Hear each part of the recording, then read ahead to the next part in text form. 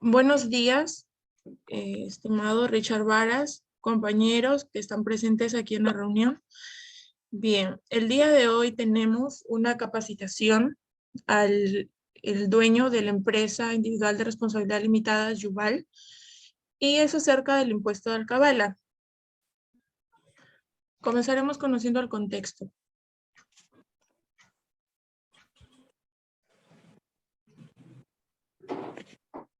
Buenos días. Hoy día vamos a conocer un poco de lo que implica el impuesto al cabal. Los ingresos tributarios generan el desarrollo en el país, ya que el contribuyente es el principal encargado de cumplir con dicho pago, y la administración tributaria, de recolectar y distribuir los tributos para que puedan ser utilizados en el gasto público para así brindar a la población servicios de salud, educación, pistas, carreteras y el pago a los policías y para los gastos del tributo, de los gastos públicos, perdón. Tenemos también como el alumbrado público en nuestra localidad, también tenemos las infraestructuras, también tenemos en lo que es en la salud, también tenemos en lo que es en las áreas verdes, también tenemos en el servicio de limpieza, también tenemos en los colegios, en la educación. Eh, por ende, en la cultura tributaria, la cultura tributaria es el conjunto de una conducta de una población que asume lo que se debe y lo que no se debe hacer en una relación del pago de tributos en un país, ya que resulta en un mayor o menor cumplimiento de sus obligaciones tributarias. La cultura tributaria también es importante recalcar que será un beneficio para el país si se implementan medios para llegar a capacitar a las personas informales. De lo contrario, al ser menor, la cultura tributaria,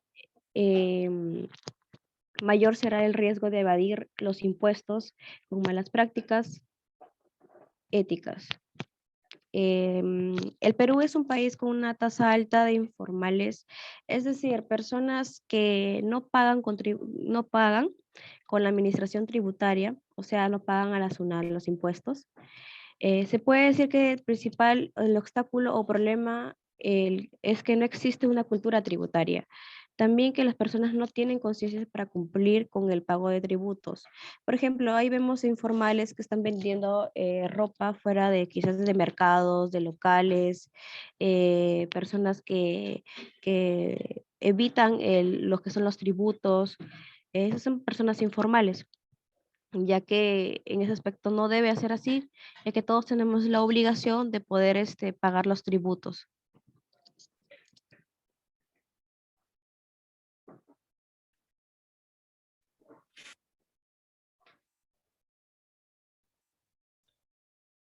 A continuación veremos definiciones de la obligación tributaria según el Código Tributario.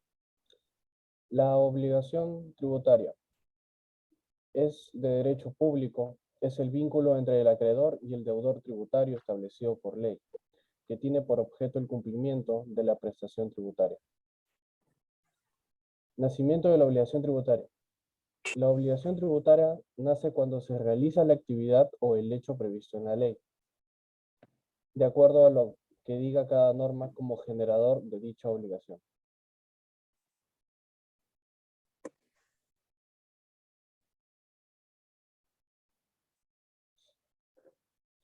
La exigibilidad de la obligación tributaria.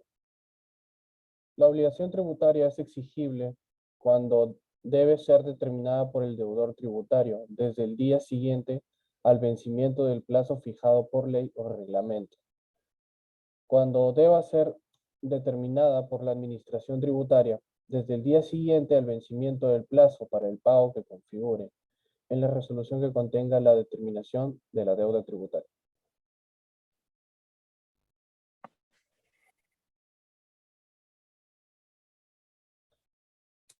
Bien, como sujetos del impuesto tenemos a un sujeto pasivo y a un sujeto activo.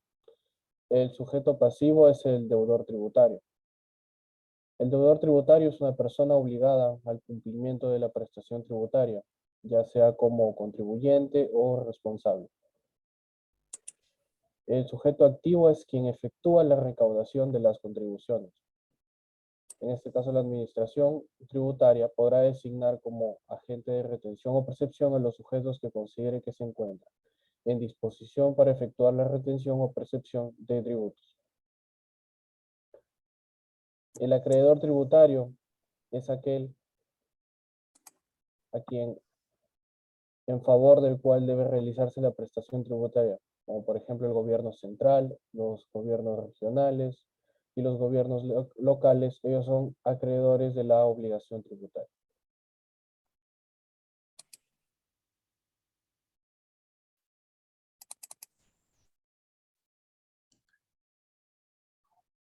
Ahora vamos a conocer las definiciones de descripción de la obligación tributaria. Hecho imponible o actividades afectas gravadas. Es un impuesto que grava las transferencias de propiedad de bienes inmuebles urbanos o rústicos a título oneroso o gratuito. Cuando estos contratos son a título oneroso, significa que las partes que han pactado tendrían obligaciones a dar por algo a cambio. Un ejemplo de este sería la compraventa. En este caso, el contrato en el contrato que se hace, se entrega un objeto comprado y la parte que lo recibe debe pagar un precio. Esto es a un título oneroso. En cambio, si una persona dona un objeto a otra, no hay contraprestación para la persona que lo recibe, no tendrá que pagar nada. A esto se le llama a título gratuito.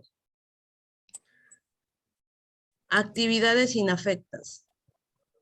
La primera venta de inmueble que realizan las empresas constructoras no se encuentra afecta al impuesto, salvo que éste esté correspondiente al valor del terreno.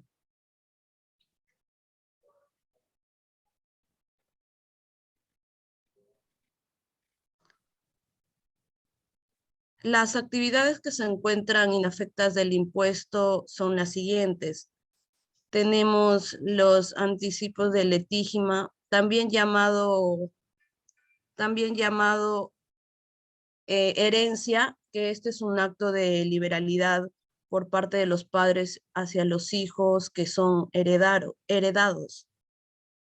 Las que se producen por causa de muerte, la resolución de contrato de transferencia que se produzca antes de la cancelación de precio, las transferencias de naves y aeronaves, las de derechos sobre inmuebles que no conllevan la transmisión de propiedad, las producidas por la división y participación de masa hereditaria de las gananciales o condominios originarios. Y por último tenemos los de aurícolas entre herederos o condominios originarios.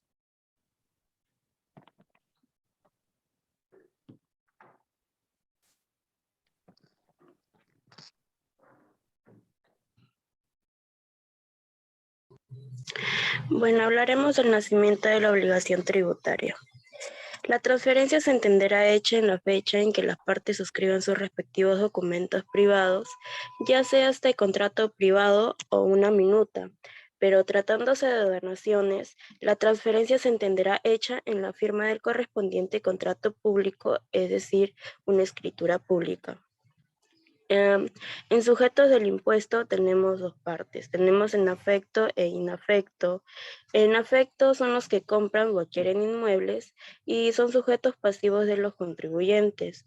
En inafecto tenemos entidades religiosas, también están el gobierno central y las regiones y municipalidades.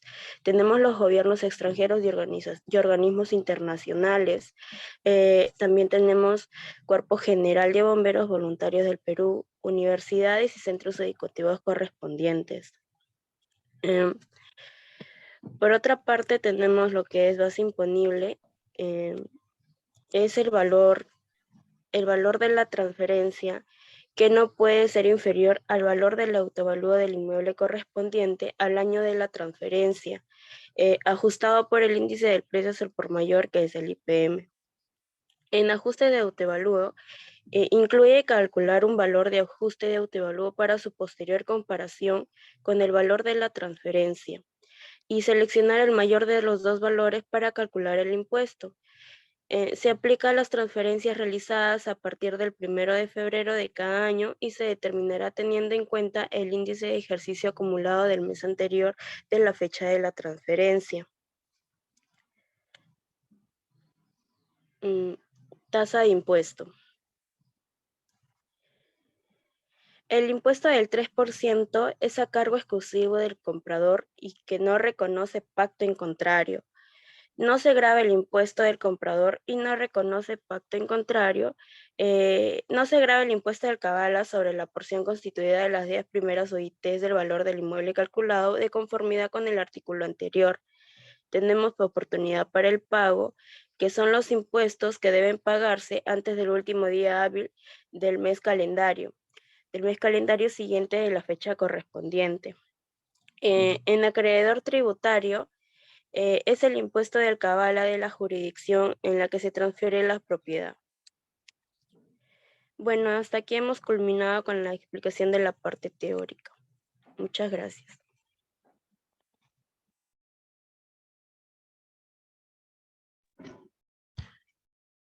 Bien, entonces ahora